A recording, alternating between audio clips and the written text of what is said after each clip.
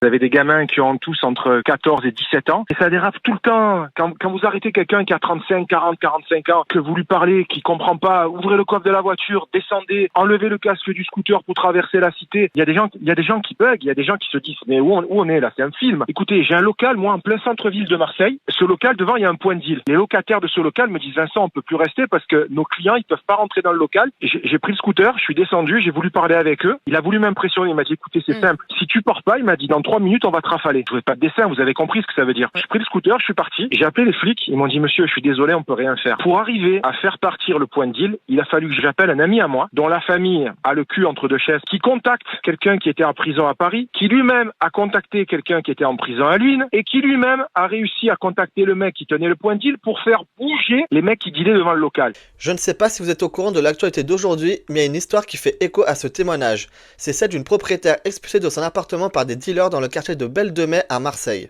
Cette personne, qui paye un crédit de 300 € par mois, a dû faire avec sa fille de 5 ans après avoir été menacée et trouver des tags sur sa porte pour avoir simplement demandé aux dealers de respecter les résidents. On laisse carte blanche aux trafiquants, mais sérieusement, quand va-t-on réagir, comme au Salvador par exemple, en construisant plus de prisons et en les informant pour des années. Pour en revenir à cette vidéo, le chef d'entreprise a dû appeler un ami qui connaissait quelqu'un en prison pour débloquer la situation. Mais ils ne sont pas censés ne pas avoir de téléphone en prison, j'hallucine.